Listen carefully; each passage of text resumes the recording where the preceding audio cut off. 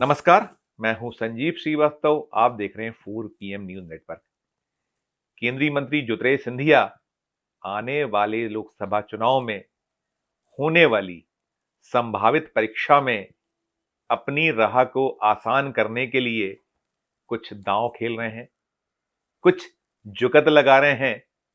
ये और ऐसे अनेक सवाल मध्य प्रदेश के राजनीतिक गलियारों में गूंजने लगे हैं। दरअसल ज्योतिरादित्य सिंधिया कांग्रेस के कई नेताओं को तोड़कर बीजेपी में मिलाने के लिए प्रयास करते दिख रहे हैं। कई नेताओं को उन्होंने अपने दल में मिलाकर खुद के हाथों खुद की पीठ थपथपाने जैसा एक उपक्रम चला रखा है। अभी हाल ही में एक पूर्व विधायक जो कांग्रेस के जिलाध्यक्ष भी थे, कांग्रेस के टिकट पर विधायक थे, उन्हें बीजेपी में वे शामिल कराने में कामयाब हुए हैं। एक जनपद जो शिवपुरी जनपद के पूर्व अध्यक्ष कांग्रेस के नेता रहे, एक अन्य कांग्रेसी को भी उन्होंने बीजेपी में मिलाया है, कांग्रेस से तोड़ा है।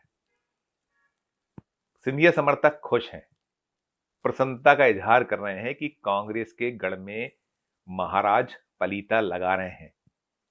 मध्य प्रदेश की सरकार 2020 में ज्योतिरादित्य सिंधिया के कारण ही गिरी थी। कमलनाथ मुख्यमंत्री थे और वे समझ नहीं पाए थे, कांग्रेस समझ नहीं पाई थी और सिंधिया ने खेल कर दिया था। अटकलें थीं, पहले से सूचनाएं ऐसी आ रही थी कि सिंधिया बगावत कर सकते हैं, वे कांग्रेस छोड़कर भाजपा का दामन थाम सकते हैं। लेकिन कांग्रेस ने बहुत ध्यान नहीं दिया और खासकर कमलनाथ तो कहते नजर आए कल के जाते हैं, वो आज चले आए। उकसाया एक तरीके कमलनाथ, और वो उकसाना स्वयं कमलनाथ और कांग्रेस के लिए बहुत भारी पड़ गया था। 15 साल की सत्ता का सूखा खत्म होने के बाद बामुश्किल मध्य प्रदेश में कांग्रेस की सरकार बनी थी और वो कमलनाथ के एक एरोगेंसी पूर्ण रवैये के चलते चली गई थी। बहरहाल वो तो एक अलग बात थी, लेकिन अभी सिंधिया बहुत कंफर्ट जोन में बीजेपी में नहीं है। बीजेपी साफ कर चुकी है कि जो राज्यसभा भेजे गए नेता हैं, उन्हें आने वाला लोकसभा चुनाव लड़ना होगा। खासकर यूथ जो है, युवा नेता है, उन्हें तो लोकसभा के रण में उतारने की भारतीय जनता पार्टी पूरी तैयारी कर चुकी है। ज्योतिरादित्य सिंधिया भले ही बीजेपी में आ चुके हैं, कांग्रेस छोड़ चुके हैं, लेकिन उनकी स्थिति वैसी नहीं है जो कभी कांग्रेस में हुआ करती थी। जैसे हालात थे कांग्रेस के आला कमान द्वारा, नेतृत्व द्वारा उन्हें बड़ा हाथों हाथ लिया जाता था। अभी तो ज्योतिरादित्य सिंधिया अपनी जगह को सुनिश्चित करने, अपने समर्थकों को एडजस्ट करने में ही पूरी ऊर्जा खर्च कर रहे हैं। 2020 में उन्होंने कांग्रेस छोड़कर भाजपा का दामन थामा था। 3 बरस से ज्यादा का वक्त हो चुका है और अभी भी सिंधिया बीजेपी में संघर्ष के मार्ग पे ही नजर आ रहे हैं। उन्हें कई जुगतें लगाना पड़ रही हैं अपनी हैसियत को बचाए रखने के लिए।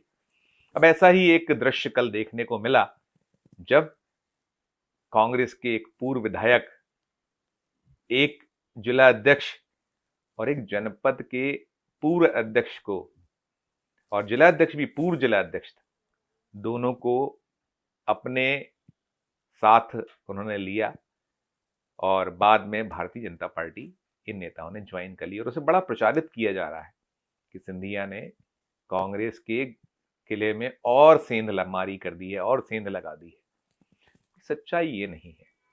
जिन राकेश मावई को सिंधिया तोड़कर अपनी पीठ थपथपा रहे हैं या कह रहे हैं कि तोड़ लिया गया है, कांग्रेस खेमे से एक ऐसे पूर्व विधायक को जो तोड़ना बीजेपी की बड़ी सफलता बताया जा रहा है, हकीकत इससे कुछ उलट है। राकेश मावई मूलतः सिंधिया के ही समर्थकों में शुमार रहे हैं। यदि उन्हें मुरैना के जिलाध्यक्ष, कांग्रेस जिलाध्यक्ष की कुर्सी मिली थी तो केवल और केवल सिंधिया की कृपा से मिली थी। एक समय ऐसा आया था जब 2020 में सिंधिया ने बगावत की थी और उनके साथ 2 दर्जन के लगभग विधायक चले गए थे, तब भी मावई का मूड था, लेकिन कुछ जो चीजें होनी थी वो वक्त पर परवान नहीं चढ़ पाई थी और उस समय वे बीजेपी में नहीं जा पाए थे। और बाद में ऐसा भी एक दृश्य बना था कि जब 2020 के उपचुनाव हुए थे, ये जो मुरैना के सिंधिया समर्थक विधायक थे जिन्होंने इस्तीफा दिया था, सिंधिया के साथ हो गए थे, जब ये उपचुनाव में उतारे गए थे भारतीय जनता पार्टी के टिकट पर, तो कांग्रेस ने एक दांव खेल दिया था और राकेश मावई, जिन्हें अभी सिंधिया अपने साथ ले जाकर पीठ खुद की थपथपा रहे हैं, उन्हें कांग्रेस ने टिकट दे दिया था। वे चुनाव लड़ गए थे, उपचुनाव जो था उसमें वो उतरे थे और जीत भी गए थे। यानी सिंधिया के समर्थक जो विधायक थे जिन्होंने 2018 में मुरैना सीट को जीता था, वो सिंधिया के साथ गए और जब उन्होंने बगावत की और वहां की जनता ने भी कहीं पसंद नहीं किया था और वहां की जनता ने राकेश मावई को जिता दिया था। और इसके बाद 2023 का जब विधानसभा चुनाव आया था तो कांग्रेस ने तब राकेश मावई पे दांव नहीं खेला, दिनेश गुर्जर को टिकट दिया, दिनेश गुर्जर जीतने में सफल हो गए। अब सिंधिया ने जब मावई को अपने साथ कर लिया है, ये प्रचारित कर रहे हैं कि वे तो कांग्रेस को झटका देने में सफल हुए हैं, तब कांग्रेस ये आरोप लगा रही कि मूलतः राकेश मावई महाराज के ही, सिंधिया के ही खास समर्थक थे और जो कुछ उन्हें मिला या पाया था पहले, चाहे वो कांग्रेस के जिलाध्यक्ष की कुर्सी हो या और भी जो महत्व मिलता रहा था पार्टी में, सिंधिया की वजह से ही मिला करता था। और ऐसे ही शिवपुरी के जिस जनपद के पूर्व अध्यक्ष परम सिंह रावत को वो ये प्रचारित कर रहे हैं कि उसे भी उन्होंने तोड़ लिया है, तो वो भी मूलतः सिंधिया के ही समर्थक थे। और राकेश मावई का तो इतिहास है। राकेश मावई, सोवरन सिंह मावई एक पूर्व विधायक थे जो अब नहीं हैं, उनके भतीजे हैं। और सोवरन सिंह मावई भी महाराज या सिंधिया परिवार के साथ ही हुआ करते थे। एक दौर में सोवरन सिंह मावई माधवराव सिंधिया के खास सिपाह सालारों में समर्थकों में थे और जब माधवराव सिंधिया नहीं रहे, 2001 में उनका जब प्लेन क्रैश में देहावसन हुआ, उसके बाद वे ज्योतिरादित्य सिंधिया के साथ आ गए। जब ज्योतिरादित्य सिंधिया को माधवराव सिंधिया की जगह कांग्रेस ने अवसर दिया, तो कुल मिलाकर जो ग्वालियर चंबल की राजनीति है, उस ग्वालियर चंबल की राजनीति में सिंधिया अपने एक महत्व को बढ़ाने या ये दर्शाने कि उनके साथ बहुत लोग हैं, उसमें जुटे। और उनके पीछे मकसद यही माना या बताया जा रहा है कि सिंधिया को आने वाला लोकसभा चुनाव लड़ना है। लोकसभा की जो सीटें हैं उस तरफ, वहां गुना शिवपुरी सिंधिया की पारंपरिक सीट रही है, वे जीतते रहे थे। 2019 का चुनाव ऐसा रहा था जब सिंधिया के ही एक सिपह सलार रहे कांग्रेसी ने बगावत करके, सिंधिया से बगावत करके भाजपा की शरण ली थी, केपी यादव। और उसके बाद कांग्रेस ने अपने दल से उनके जाने के बाद बीजेपी ने टिकट केपी यादव को दे दिया था और केपी यादव सिंधिया को हराने में सफल हो गए थे। एक धमाका उन्होंने किया था। अब केपी यादव वो सीट छोड़ने को तैयार हो नहीं रहे हैं। वे फुल मूड में हैं कि यदि पार्टी ने उन्हें टिकट, बीजेपी ने पुनः नहीं दिया, तो फिर वो वैसा करिश्मा करने का कोई प्रयास करेंगे।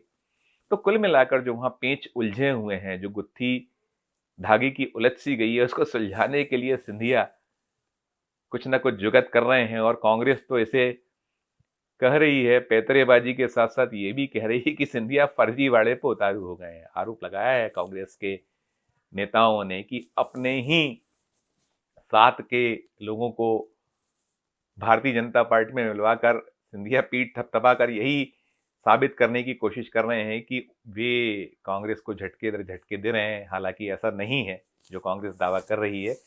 तो कुल मिलाकर सिंधिया गुना शिवपुरी से लड़ेंगे या उन्हें ग्वालियर से पार्टी लड़ाएगी, ये सब तो बाद में साफ होगा जब टिकटों का बीजेपी बंटवारा करेगी, लोकसभा के लिए टिकट बांटेगी। लेकिन फिलहाल तो मध्य प्रदेश में ग्वालियर चंबल संभाग की राजनीति में अपने आप को बनाए रखने, अपने आप की जो महत्ता है उसे साबित करने के लिए सिंधिया तमाम प्रयास, तमाम पेंच, तमाम जो एक कोशिश होना चाहिए, वो सब कुछ करते फिलहाल नजर आ रहे हैं। आज के इस वीडियो में इतना ही।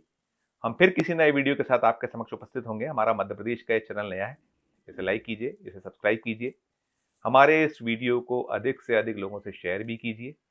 इस वीडियो के कमेंट बॉक्स में जाकर वीडियो आपको कैसा लगा इस पर कमेंट जरूर कीजिए और देखते रहिए 4 PM Madhya Pradesh, 4 PM national और 4 PM हमारे अन्य राज्यों के चैनलों को। धन्यवाद, नमस्कार।